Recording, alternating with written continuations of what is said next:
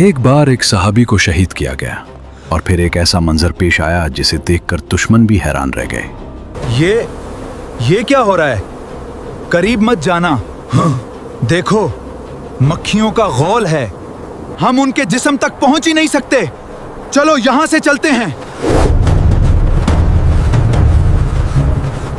عثفان و مکہ کے درمیان ایک مقام کا نام رجی ہے۔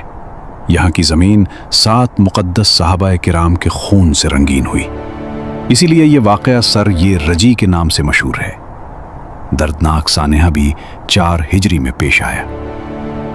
اس کا واقعہ یہ ہے کہ قبیلہ ذوالوقارہ کے چند آدمی بارگاہ رسالت میں آئے اور عرض کیا کہ ہمارے قبیلے والوں نے اسلام قبول کر لیا ہے، اب آپ چند صحابہ کرام کو وہاں بھیج دیں تاکہ وہ ہماری قوم کو عقائد و اعمال اسلام سکھا دیں۔ حضور صلی اللہ علیہ وسلم نے 10 منتخب صحابہ کو حضرت عاصم بن ثابت رضی اللہ کی ماتحتی میں بھیج دیا۔ جب یہ مقدس قافلہ مقام رجی پر پہنچا تو غدار کفار نے بدعہدی کی اور قبیلہ بنو لہیان کے کافروں نے 200 کی تعداد میں جمع ہو کر ان 10 مسلمانوں پر حملہ کر دیا۔ مسلمان اپنے بچاؤ کے لیے ایک اونچے ٹیلے پر چڑھ گئے۔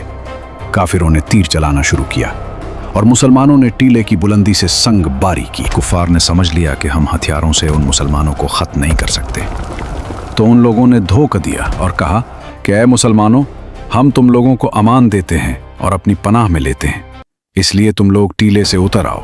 حضرت عاصم بن ثابت رضی اللہ نے فرمایا کہ میں کسی کافر کی پناہ میں آنا گوارا نہیں کر سکتا۔ یہ کہہ کر خدا سے دعا مانگی کہ یا اللہ، تو اپنے رسول کو ہمارے حال سے مطلع فرما دے۔ پھر وہ جوش جہاد میں بھرے ہوئے ٹیلے سے اترے اور کفار سے دست بدست لڑتے ہوئے اپنے 6 ساتھیوں کے ساتھ شہید ہو گئے۔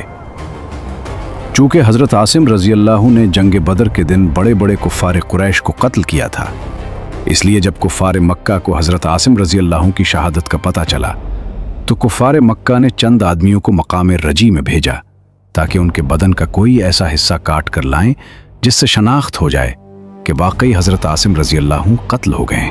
لیکن جب کفار آپ کی لاش کی تلاش میں اس مقام پر پہنچے تو اس شہید کی یہ کرامت دیکھی کہ لاکھوں کی تعداد میں شہد کی مکھیوں نے ان کی لاش کے پاس اس طرح گھیرا ڈال رکھا تھا کہ وہاں تک پہنچنا ہی ناممکن ہو گیا تھا۔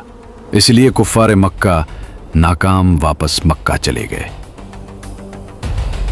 لیکن حضرت حبیب اور حضرت زید بن دشنہ رضی اللہ عنہما کو کافروں نے باندھ دیا تھا، اس لیے یہ دونوں مجبور ہو گئے تھے۔ ان دونوں کو کفار نے مکہ میں لے جا کر بیچ ڈالا۔ حضرت حبیب رضی اللہ نے جنگ احد میں حارث بن عامر کو قتل کیا تھا، اس لیے اس کے لڑکوں نے ان کو خرید لیا تاکہ ان کو قتل کر کے باپ کے خون کا بدلہ لیا جائے، اور حضرت زید بن دشنہ کو امیہ کے بیٹے صفوان نے قتل کرنے کے ارادے سے خریدا۔ حضرت حبیب رضی اللہ کو کافروں نے چند دن قید میں رکھا، پھر حدود حرم کے باہر لے جا کر سولی پر چڑھا کر قتل کر دیا۔ حضرت حبیب نے قاتلوں سے 2 رکعت نماز پڑھنے کی اجازت طلب کی۔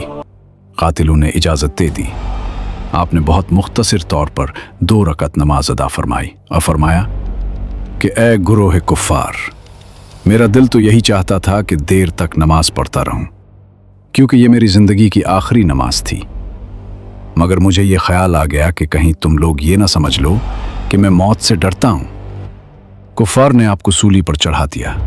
اس وقت آپ نے یہ اشعار پڑھے، وَلَسْتُ أُبَالِي حِينَ أُقْتَلُ مُسْلِمًا عَلَىٰ أَيِّ شِقٍّ كَانَ فِي اللَّهِ مَصْرَعِي۔ جب میں مسلمان ہو کر قتل کیا جا رہا ہوں تو مجھے اس بات کی کوئی پرواہ نہیں کہ میں کس پہلو پر قتل کیا جاؤں گا۔ وَذَلِكَ فِي ذَاتِ الْإِلَٰهِ وَإِنْ يَشَأْ يُبَارِكَ عَلَىٰ أَوْصَالِ شِلْوٍ مُمَزَّعٍ۔ ترجمہ: یہ سب کچھ اللہ کے لیے ہے، اگر وہ چاہے گا تو میرے کٹے پھٹے جسم کے ٹکڑوں پر بھی برکت نازل فرمائے گا۔ یہ واقعہ ہمیں یہ سبق دیتا ہے کہ جو اللہ کے راستے میں سچا اور ثابت قدم رہتا ہے، اللہ خود اس کی حفاظت فرماتا ہے، چاہے حالات کتنے ہی مشکل کیوں نہ ہوں۔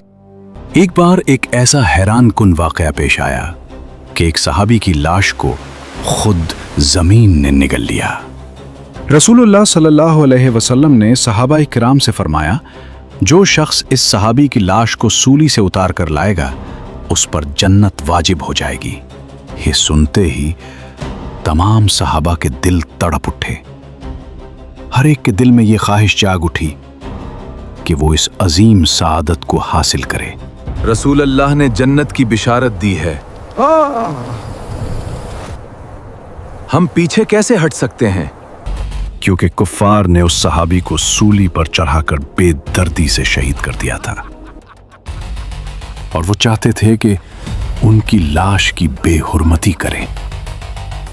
हुजूर सल्लल्लाहु अलैहि वसल्लम को अल्लाह ताला ने वही के जरिए हजरत हुबैब रजी अल्लाह अन्हु की शहादत से मुत्तले फरमाया। आपने सहाबाए किराम से फरमाया कि जो शख्स हुबैब की लाश को सूली से उतार कर लाए उसके लिए जन्नत है।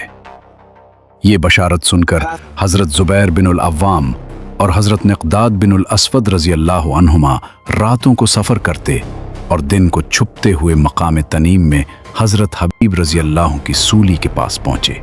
40 कुफ्फार सूली के पहरेदार बनकर सो रहे थे।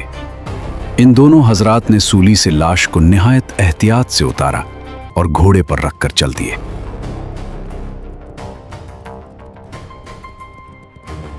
40 दिन गुजर जाने के बावजूद लाश तरोताज़ा थी और जख्मों से खून टपक रहा था। सुबह को कुरैश के 70 सवार नींद से जब जागे तो आपस में कहने लगे, ये यहाँ तो कुछ भी नहीं है। हाँ, कौन?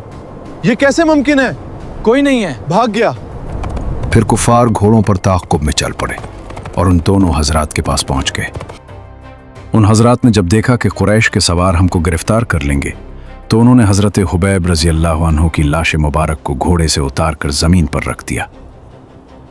खुदा की शान कि एकदम जमीन फट गई और लाश मुबारक को निगल गई और फिर जमीन इस तरह बराबर हो गई कि फटने का निशान भी बाकी न रहा। यही वजह है कि हजरत हुबैब रजी अल्लाह अन्हु का लक़ब बली उल अर्ज़, जिनको जमीन निगल गई। इसके बाद उन हजरात ने कुफार से कहा कि हम 2 शेर हैं जो अपने जंगल में जा रहे हैं। अगर तुम लोगों से हो सके तो हमारा रास्ता रोक कर देखो, वरना अपना रास्ता लो। कुफार ने उन हजरात के पास लाश को न देखा, इसलिए मक्का वापस लौट गए। जब दोनों सहाबा किराम ने बारगाह रिसालत में सारा माजरा अर्ज किया तो हजरत जिब्रील अलैहिस्सलाम भी हाजिर दरबार थे। उन्होंने अर्ज किया कि या रसूल अल्लाह सल्लल्लाहु अलैहि वसल्लम, आपके इन दोनों यारों के इस कारनामे पर हम फरिश्तों की जमात को भी फख्र है। प्यारे व्यूअर्स, अल्लाह की कुदरत का जिंदा सबूत है। जो बंदा अल्लाह के लिए कुर्बानी देता है, अल्लाह उसकी इज्जत को हमेशा के लिए महफूज कर देता है।